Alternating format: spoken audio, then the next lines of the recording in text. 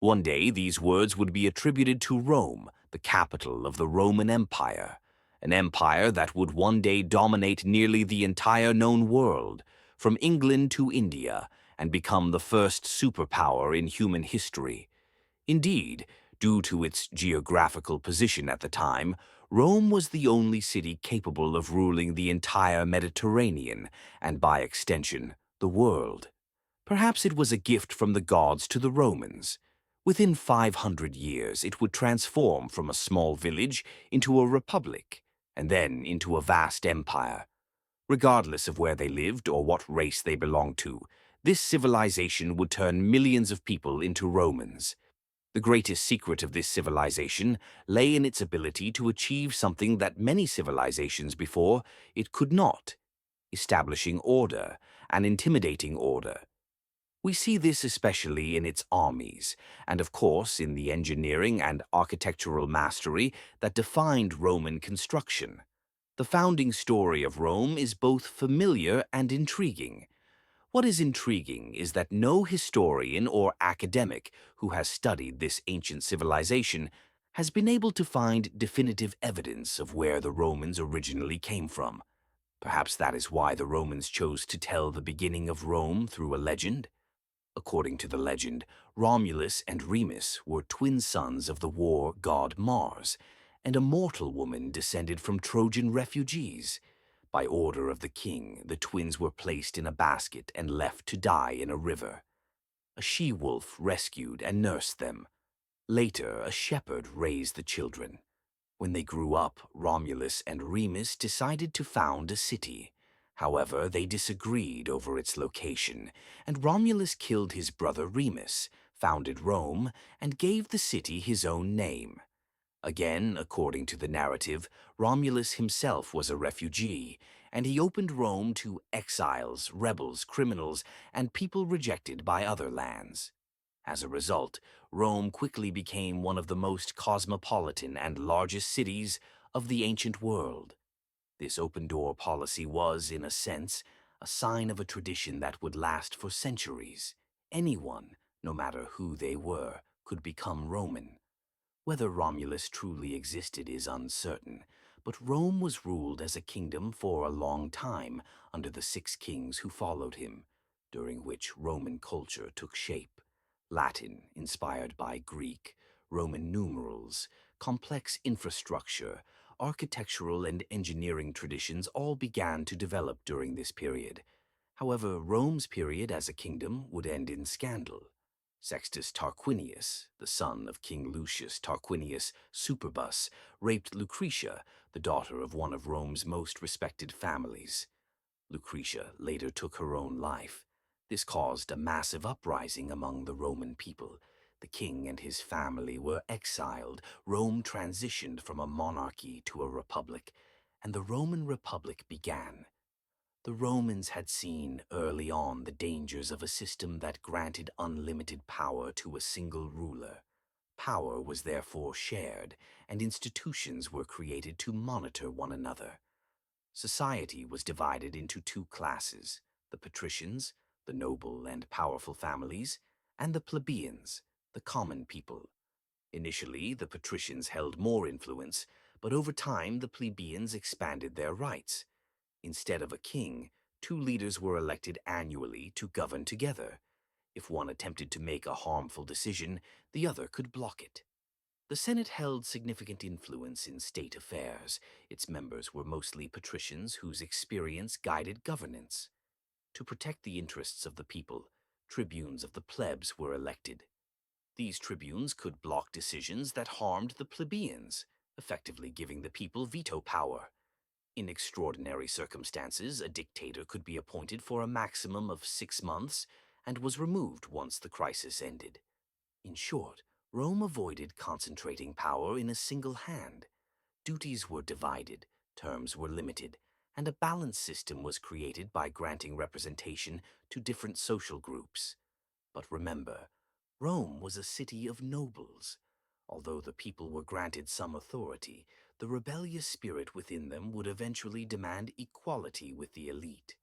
After long struggles, there came a time when the people even abandoned Rome entirely. rendering the state dysfunctional. Eventually, however, the plebeians achieved their demands.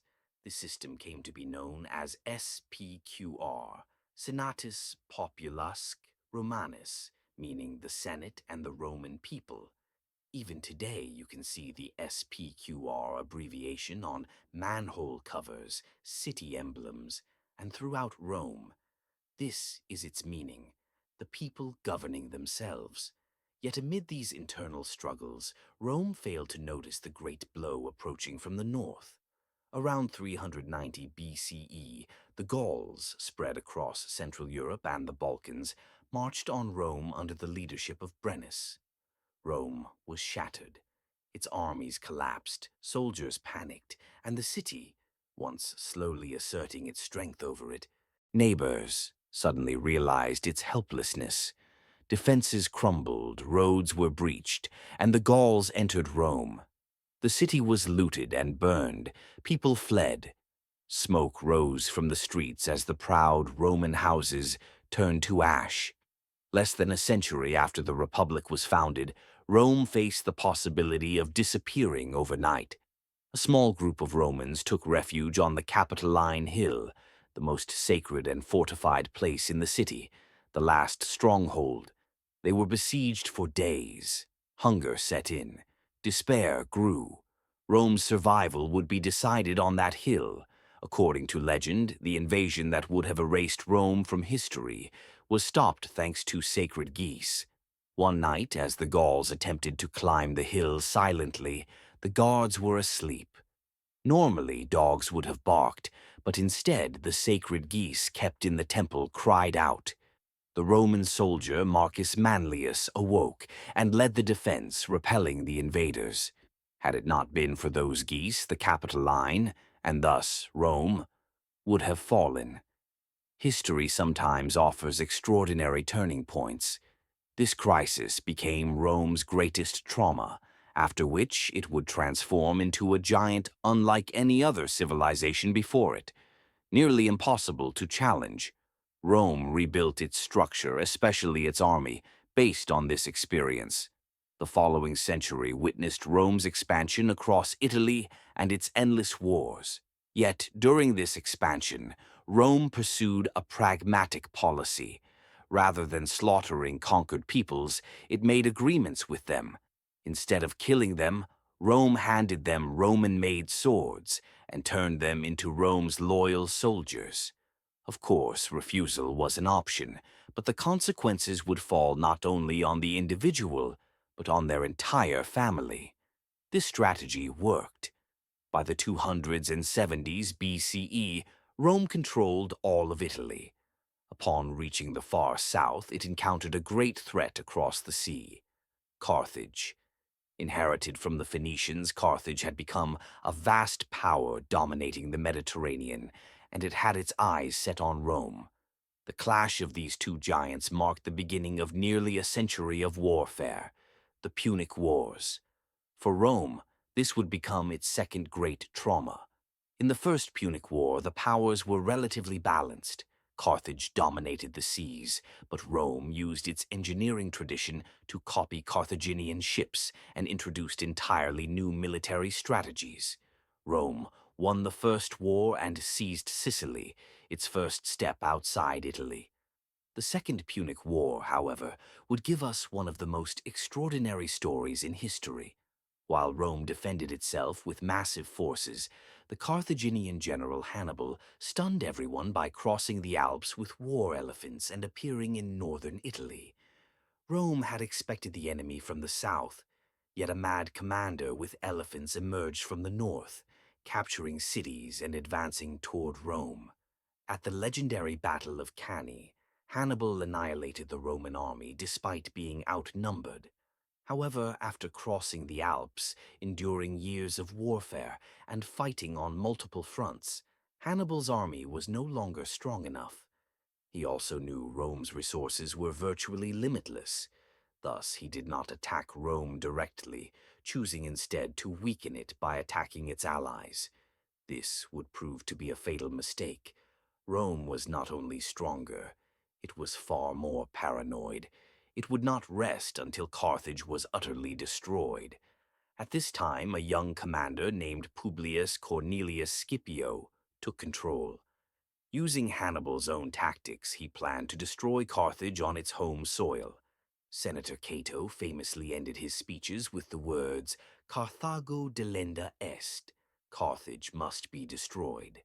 Scipio first conquered Spain, cutting off Carthage's resources, then invaded Africa and threatened Carthage directly. Desperate, the Carthaginians recalled Hannibal from Italy. Two great commanders, two different geniuses, would meet at Zama. In 202 BCE, the advantage lay with Rome.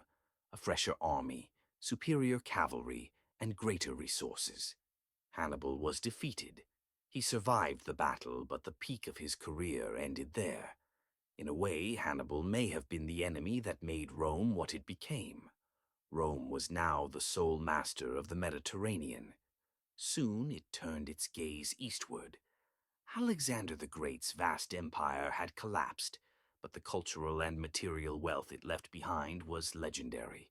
Seizing the opportunity, Rome defeated Macedonia and gradually brought the Greek city-states under its influence, claiming to liberate them. Although Corinth attempted to resist, Rome crushed it swiftly. Greece came under Roman control. Yet something remarkable happened.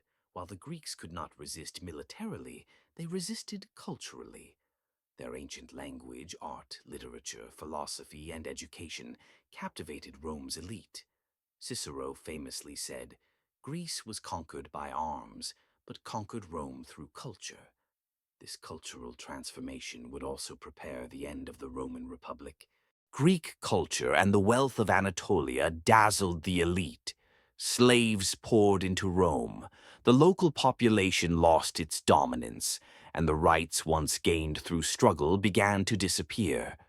Wealth accumulated in the hands of a few landowners. Inequality grew. Vast estates, massive slave populations, and unemployed, angry Roman citizens formed a ticking time bomb. Many think of Spartacus here, and indeed his rebellion was a natural outcome of Rome's cultural and social decay. The murder of the Gracchi brothers, the rise of generals like Marius and Sulla, the army's loyalty shifting from the state to individual commanders, and Sulla's march on Rome with his own army marked a major turning point. The state began to collapse from within. When the state loses control, cartels emerge. The first great cartel arose during this period. Crassus, the richest man in Rome, Pompey, the conqueror of the East, and Julius Caesar. Crassus wanted influence, Pompey wanted power, and Caesar wanted to rise. They formed an alliance known as the Triumvirate. As part of the deal, Caesar became governor of Gaul, where his victories propelled his rise. He grew so powerful that he was summoned back to Rome, on the condition that he leave his army behind. Instead, Caesar crossed the Rubicon River with his army, declaring, Alea iacta est, the die is cast. When Caesar approached Rome, he found the city nearly empty. Pompey had fled. The senators had escaped. Caesar entered not with his full army, but with a single legion, a clear message. He pardoned everyone and recalled the Senate. Exhausted by chaos, the people effectively handed Rome over to Caesar to restore order. But Caesar's calm was strategic. He would soon declare himself dictator for life, reorganize the state from the top down, and stamp his face on coins, a declaration that, I am the state. Republicans who remembered the monarchy grew alarmed. In 44 BCE, a group of senators led by Cassius and Brutus assassinated Caesar in the Senate. Their plan failed. The Republic did not return. Caesar's death plunged Rome into greater chaos, civil wars, revenge, and uncertainty. Eventually, Caesar's adopted son, Octavian, later Augustus, emerged victorious. He defeated his rivals and rebuilt the system. His greatest challenge was Mark Antony. Once Caesar's general and ally, Antony's relationship with Cleopatra changed everything. Augustus declared war on Cleopatra and branded Antony a traitor. At the Battle of Actium, Antony and Cleopatra were defeated and later committed suicide.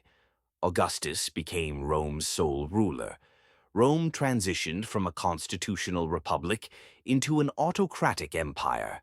Yet this was not necessarily bad news. Augustus restored order and ushered in nearly 200 years of peace and stability, known as Pax Romana. Despite brief crises under emperors like Caligula and Nero, Rome reached its peak during the era of the five good emperors, the last of whom you know well, Marcus Aurelius, the philosopher-emperor. With his death, Pax Romana faded. His son Commodus failed to uphold his father's virtuous rule. Palace intrigue, caprice, and instability began eroding Rome from within. Pax Romana ended not through war, but through the collapse of good governance. After Commodus's death, Rome's balance shattered. Civil wars, economic troubles, and external pressures followed. Emperors changed rapidly.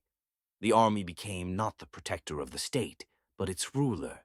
Rome was still vast, but its foundations were cracking. By the 3rd century, the empire neared collapse. Regions declared independence. Plagues and barbarian invasions shook the system. Diocletian halted the crisis by dividing the empire into East and West, a decision that would shape its destiny. The East became richer, more organized, and more defensible. The West grew weaker. After renewed turmoil, Constantine rose to power. He reunited authority, granted freedom to Christians, and made a fateful decision, moving the capital from Rome to Byzantium. In 330 CE, Constantinople was founded. Rome's political and economic center permanently shifted eastward. The Western Roman Empire struggled against internal decay and external attacks. Germanic tribes crossed borders, authority collapsed, cities shrank, and institutions dissolved. Rome was sacked in 410 CE. In 476 CE, the last Western emperor was deposed. The Western Roman Empire vanished from history. The Eastern Roman Empire, centered in Constantinople, endured, continuing to call itself Rome. In the 6th century, Justinian came to power. Dreaming of restoration, he reclaimed Italy and North Africa. Hagia Sophia rose in Constantinople. Roman law was codified in the Corpus Juris Civilis. But the Justinian plague devastated the population, and the conquests could not be sustained. Wars with the Sassanids exhausted the state. Soon after, Arab conquests seized Syria, Egypt, and Jerusalem. Though retreating, Constantinople survived 2 major sieges thanks to Greek fire and massive walls. The empire balanced relations between the Islamic world and Europe to survive. In the 8th and 9th centuries, iconoclasm, debates over religious images, caused severe internal conflict between church and emperor. Eventually, stability returned. Under the Macedonian dynasty in the 9th and 10th centuries, the empire experienced another revival. Basil II secured the Balkans and restored strength. But balance collapsed again. In 1054, the churches of Rome and Constantinople split, the Great Schism. The Western Church became Catholic, the Eastern Church Orthodox. In the same century, the Seljuk Turks defeated Byzantium at Manzikert in 1071. Anatolia began to be lost, permanently weakening the empire. Seeking help, Byzantium turned to the west, leading to the Crusades. Initially helpful, they proved disastrous when the Fourth Crusade sacked Constantinople in 1204. The empire was shattered. Though the city was reclaimed in 1261, Byzantium survived only in name. Its population dwindled, walls crumbled, treasuries emptied. It became so weak it paid tribute to neighbors. In its final century, emperors relied on diplomacy and delay. Attempts at church union revealed desperation. The empire had become a shrinking city-state. By the reign of Constantine XI Dragusis, the last emperor, Rome's ancient legacy had narrowed to a weary city. As Byzantium argued internally and sought hopeless alliances, a storm approached the city. Everyone knew this was not just another war, it was the end of their world. The distant sound of cannons, marching armies, and the shadow of banners signaled the loss that awaited them. History was about to be rewritten. The balance of power would now be shaped by another hand. And that morning, a new force stood at the gates of a legacy that had endured for centuries.